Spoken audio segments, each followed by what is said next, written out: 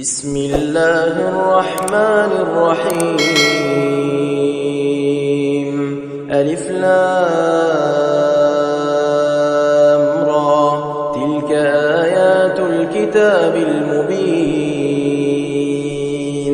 إنا أنزلناه قرآنا عربيا لعلكم تعقلون نحن نقص عليك أحسن القصص بما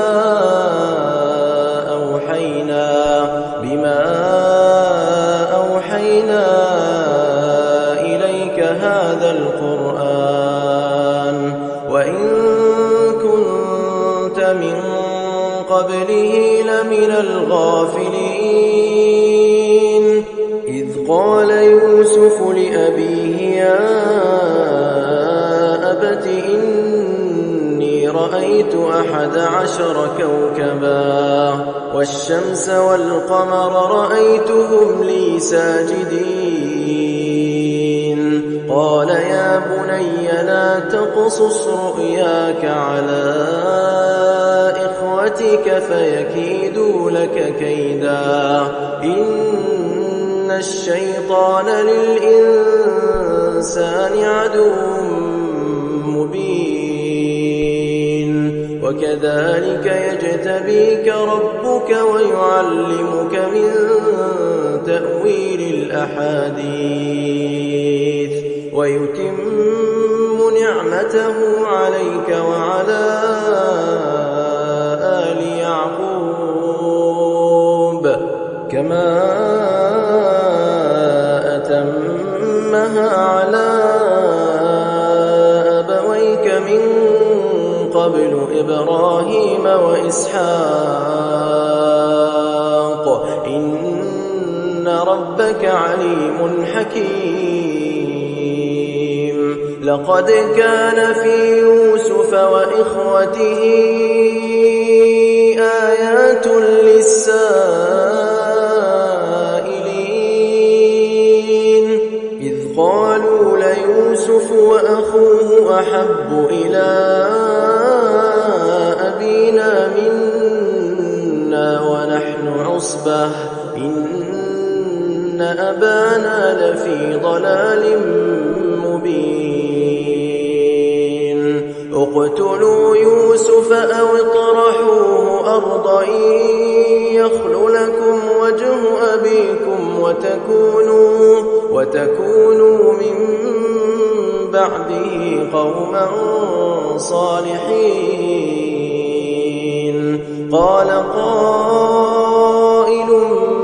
منهم لا تقتلوا يوسف وألقوه في غيابة الجب يلتقطه بعض السيارة إن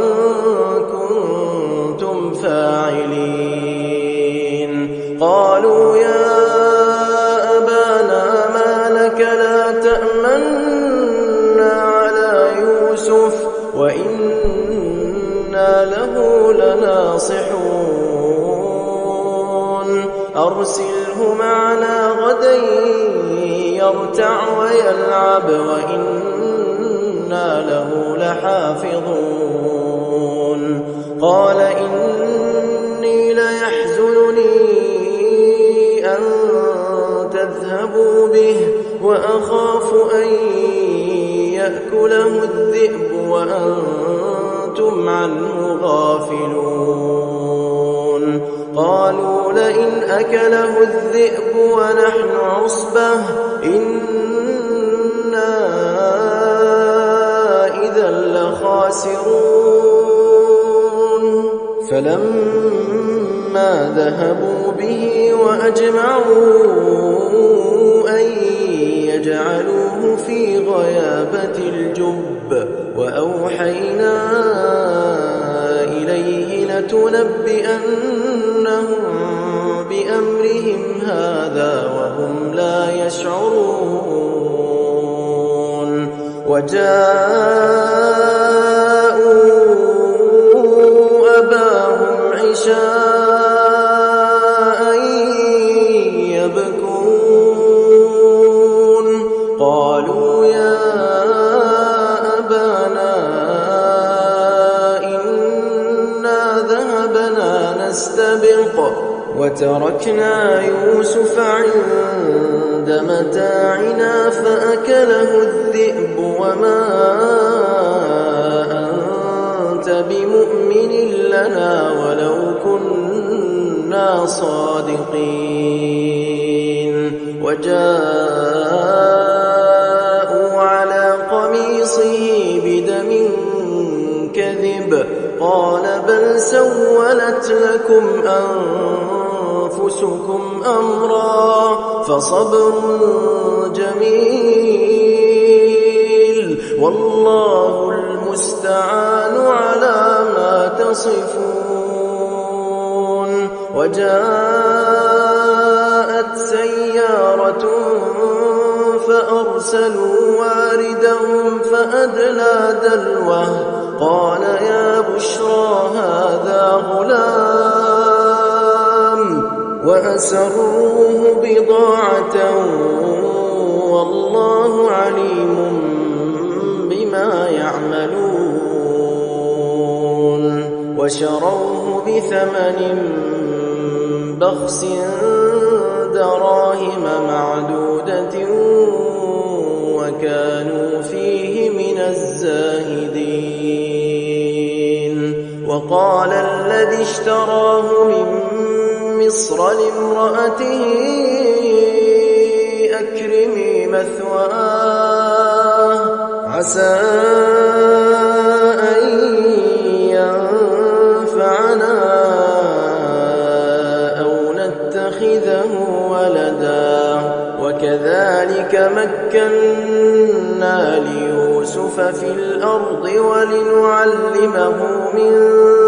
تأويل الأحاديث والله غالب على أمره ولكن أكثر الناس لا يعلمون ولما بلغ أشده آتيناه حكما وعلما وكذلك نجزي المحسنين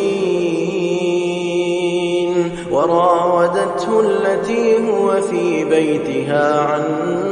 نفسه وغلقت الأبواب وقالت هيت لك قال معاذ الله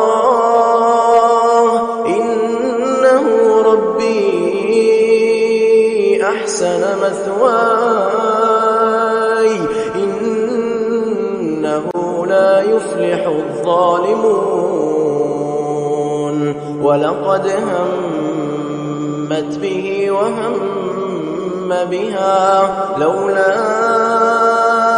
أن رأى برهان ربه كذلك لنصرف عنه السوء والفحشاء إنه من عبادنا المخلصين واستبق الباب وقدت قميصه من دبر وألف يا سيدها لدى الباب قالت ما جزاء من أراد بأهلك سوءا إلا أن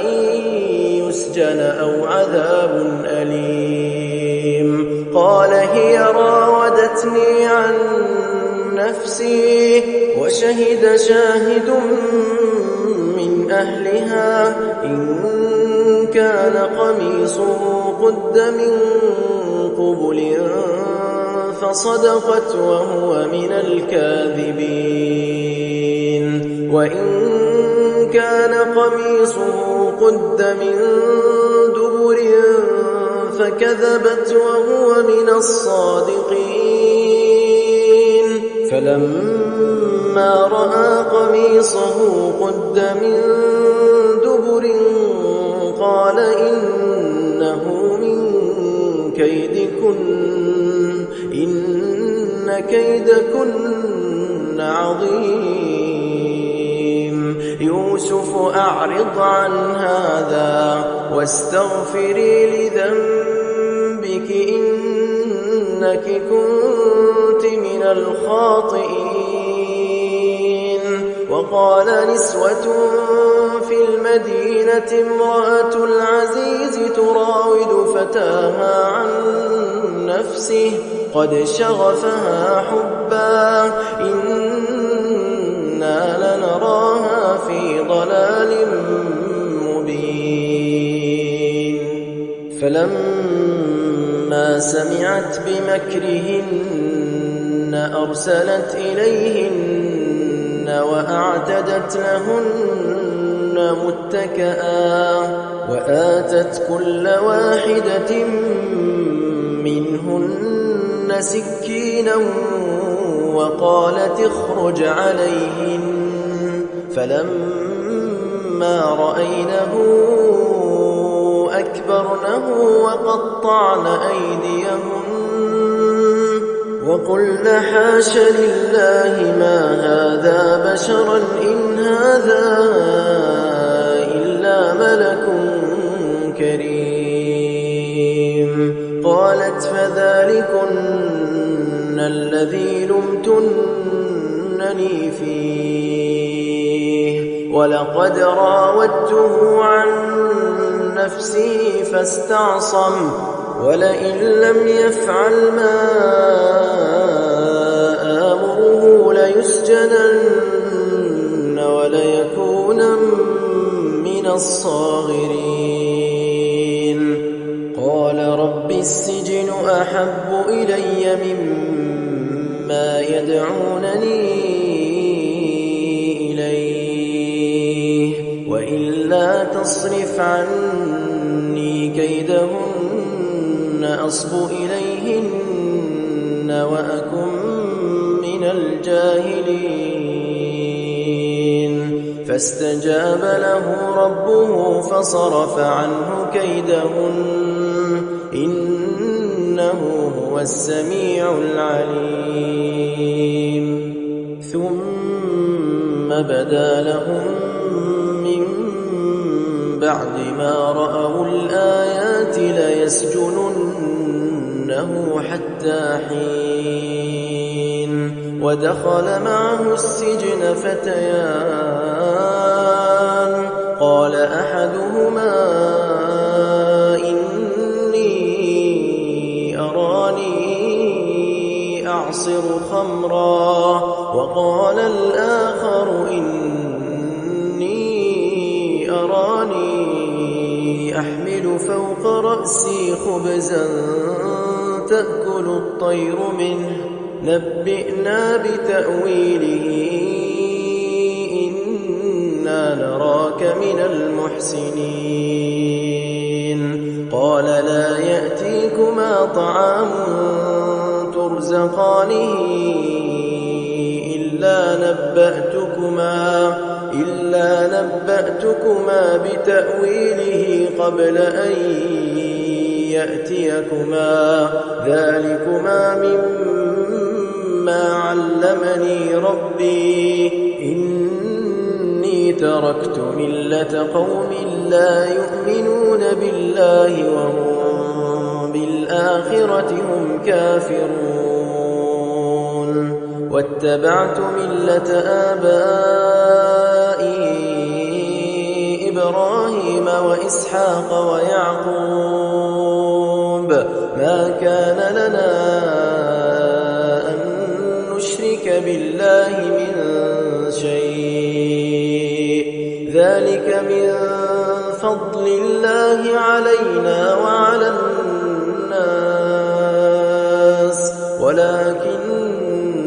أكثر الناس لا يشكرون يا صاحبي السجن أأرباب متفرقون خير أم الله الواحد القهار ما تعبدون من دونه إلا أسماء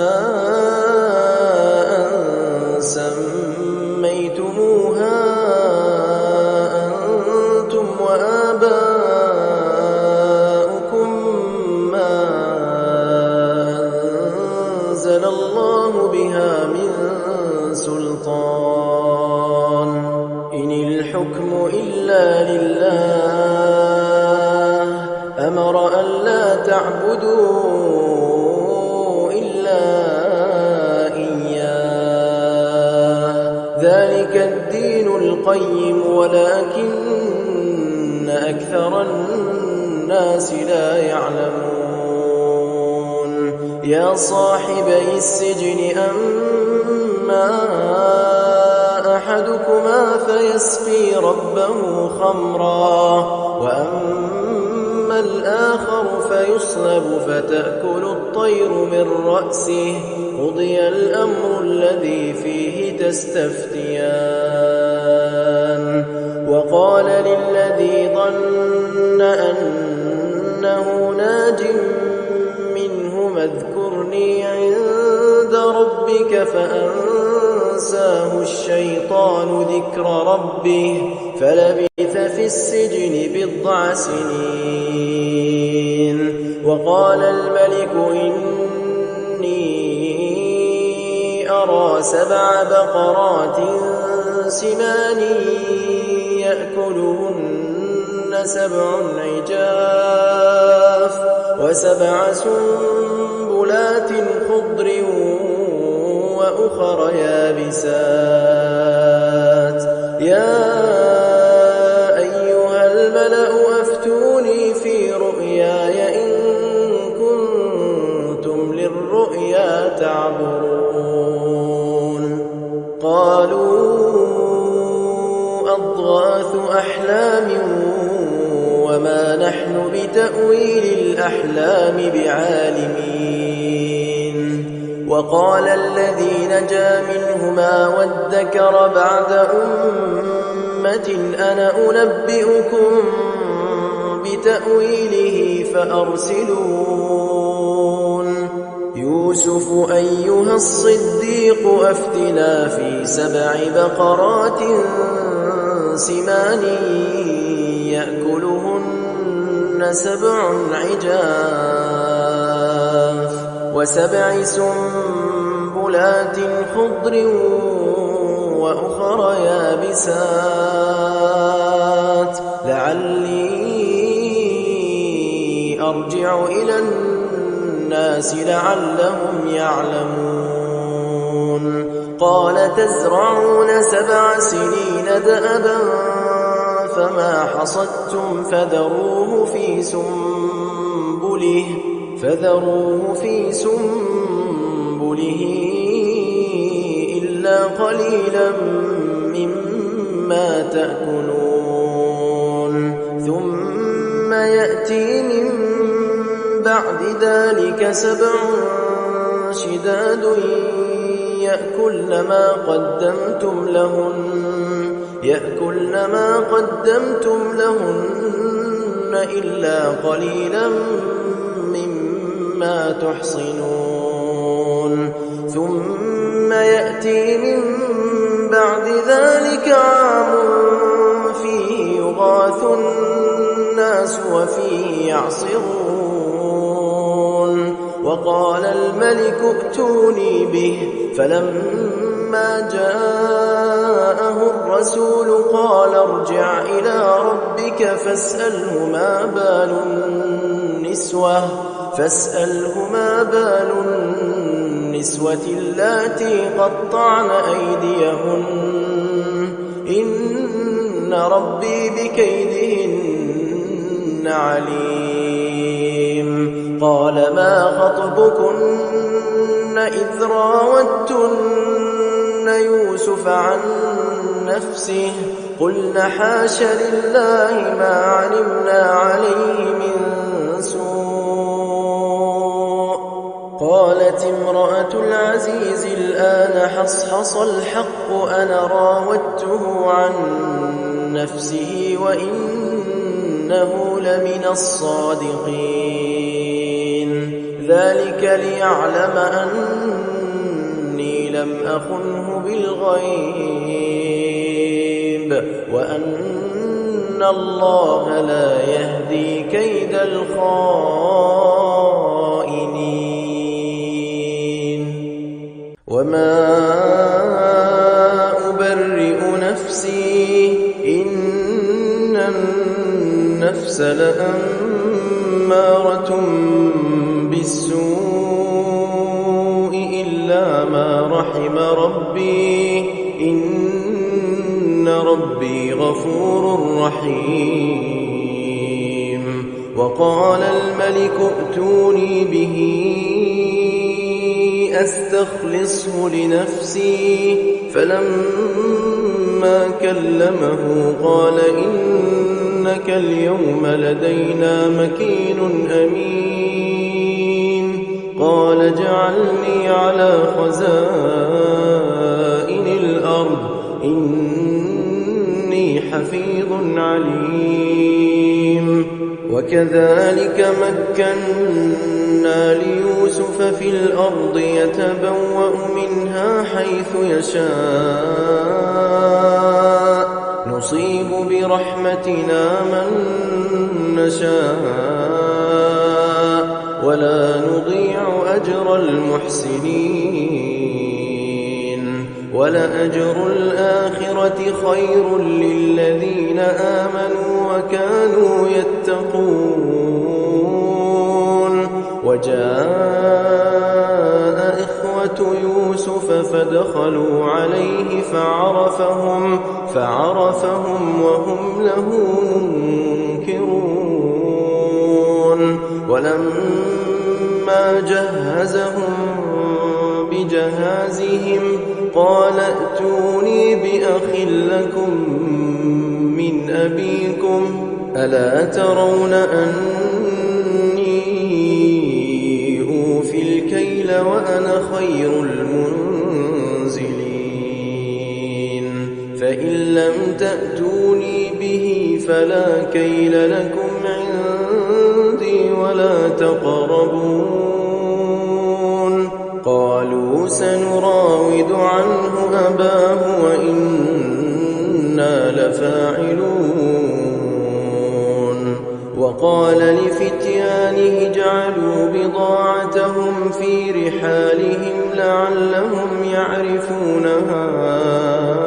إذا انقلبوا إلى أهلهم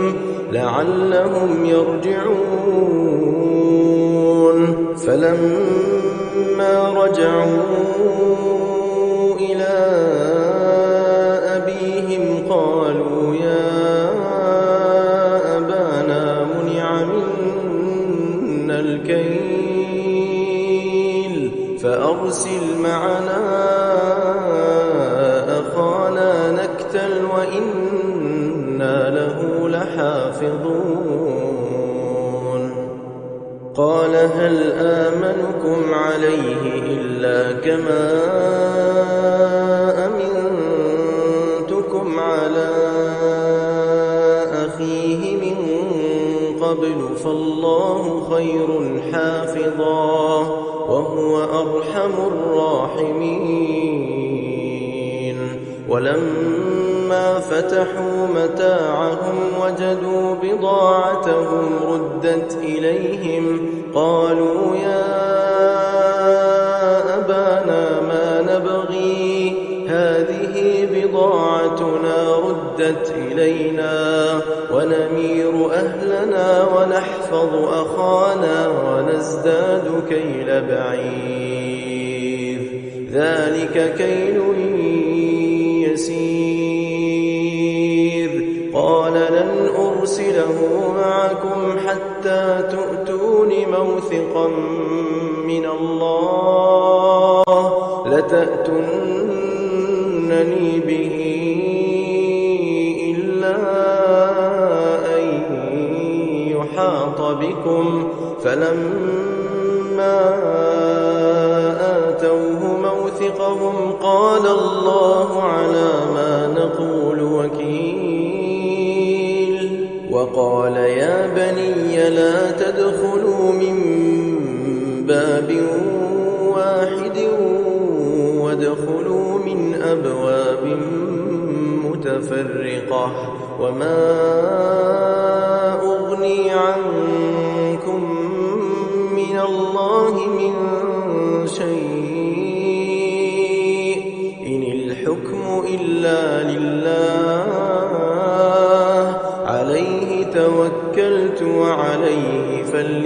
فليتوكل المتوكلون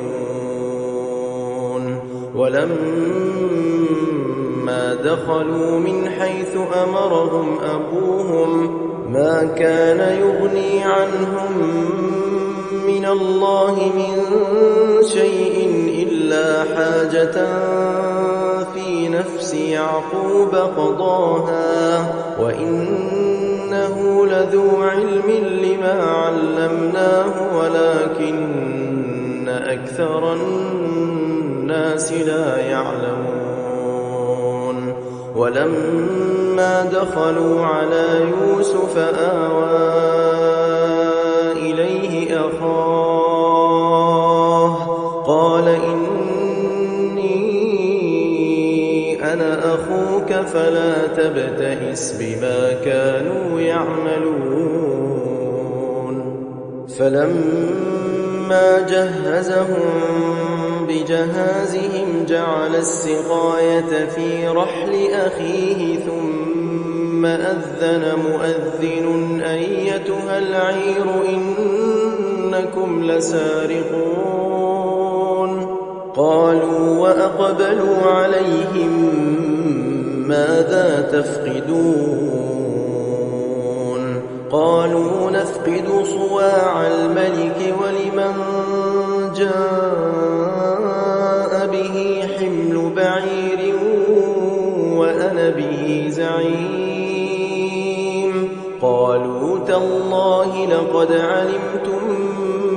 ما جئنا لنفسد في الأرض وما كنا سارقين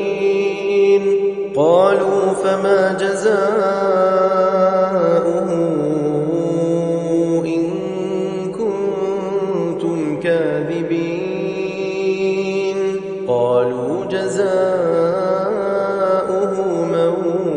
وجد في رحله فهو جزاؤه كذلك نجزي الظالمين فبدأ بأوعيتهم قبل وعاء أخيه ثم استخرجها من وعاء أخيه كذلك كدنا ليوسف ما كان ليأخذ أخاه في دين الملك إلا أن يشاء الله نرفع درجات من نشاء وفوق كل ذي علم عليم قالوا إن يسرق فقد سرق أخ له من قبل فأسرها يوسف في نفسه ولم يبدها لهم قال أنتم شر مكانا والله أعلم بما تصفون قالوا يا أيها العزيز إن له أبا شيخا كبيرا فخذ أحدنا مكانه إنا نراك من المحسنين قال معاذ الله أن نأخذ إلا من وجدنا متاعنا عنده إنا إذا لظالمون فلما استيئسوا منه خلصوا نجيا قال كبيرهم ألم تعلموا أن أباكم قد أخذ عليكم موثقا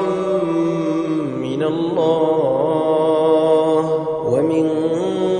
قبل ما فرطتم في يوسف فلن أبرح الأرض حتى يأذن لي أبي أو يحكم الله لي وهو خير الحاكمين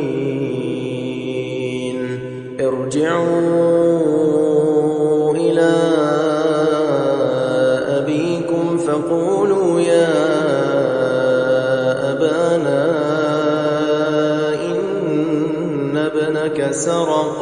وما شهدنا إلا بما علمنا وما كنا للغيب حافظين واسأل القرية التي كنا فيها والعير التي أقبلنا فيها وإنا لصادقون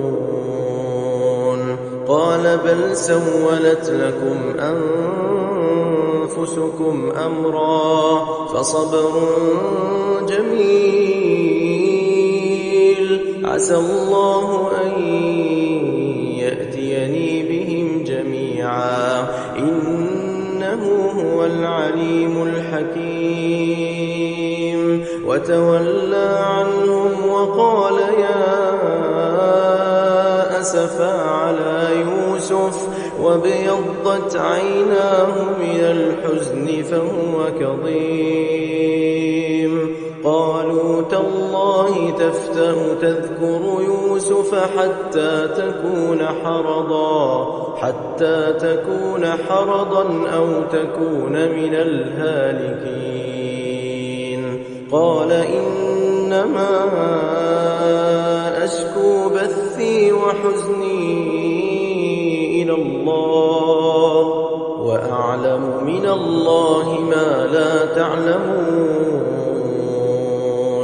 يا بني يذهبوا فتحسسوا من يوسف وأخيه ولا تيأسوا من روح الله إنه لا ييأس من روح الله إلا القوم الكافرون فلما دخلوا عليه قالوا يا أيها العزيز مسنا وأهلنا الضر وجئنا ببضاعة مزجاة فأوف لنا الكيل وتصدق علينا إن الله يجزي المتصدقين قال هل علمتم ما فعلتم بيوسف وأخيه إذ أنتم جاهلون قالوا أئنك لأنت يوسف قال أنا يوسف وهذا أخي قد من الله علينا إنه من يتق ويصبر فإن الله لا يضيع أجر المحسنين قالوا تالله لقد آثرك الله علينا وإن كنا لخاطئين قال لا تثريب عليكم اليوم يغفر الله لكم وهو أرحم الراحمين اذهبوا بقميصي هذا فألقوه على وجه أبي يأت بصيرا وأتوني بأهلكم أجمعين ولما فصلت العير قال أبوهم إني لأجد ريح يوسف لولا أن تفندون قالوا تالله إنك لفي ضلالك القديم فلما أن جاء البشير ألقاه على وجهه فارتد بصيرا قال ألم أقل لكم إني أعلم من الله ما لا تعلمون قالوا يا أبانا استغفر لنا ذنوبنا إنا كنا خاطئين قال سوف أستغفر لكم ربي إنه إنه هو الغفور الرحيم. فلما دخلوا على يوسف آوى إليه أبويه وقال ادخلوا مصر إن شاء الله آمنين. ورفع أبويه على العرش وخروا له سجدا وقال يا أبت هذا تأويل رؤياي من قبل قد جعلها ربي حقا وقد أحسن بي إذ أخرجني من السجن وجاء بكم من البدو من بعد أن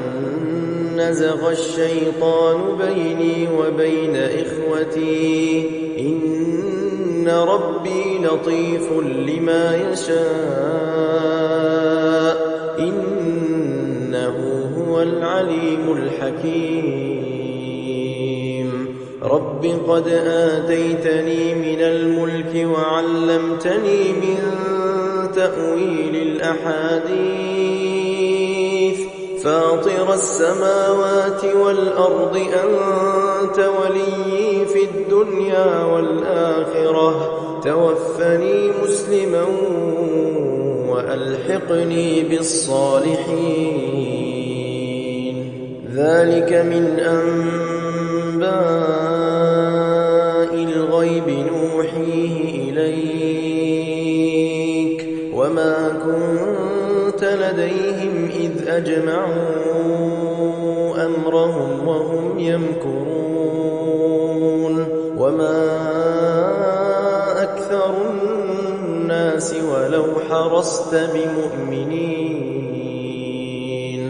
وما تسألهم عليه من أجر إن هو إلا ذكر للعالمين. وكأي من آية في السماوات والأرض يمرون عليها وهم عنها معرضون وما يؤمن أكثرهم بالله إلا وهم مشركون. أفأمنوا أن تأتيهم غاشية من عذاب الله أو تأتيهم الساعة بغتة وهم لا يشعرون. قل هذه سبيلي أدعو إلى الله على بصيرة أنا ومن اتبعني وسبحان الله وما أنا من المشركين. وما أرسلنا من قبلك إلا رجالا نوحي إليهم من أهل القرى أفلم يسيروا في الأرض فينظروا كيف كان عاقبة الذين من قبلهم ولدار الآخرة خير للذين اتقوا أفلا تعقلون. حتى إذا استيأس الرسل وظنوا أنهم قد كذبوا جاءهم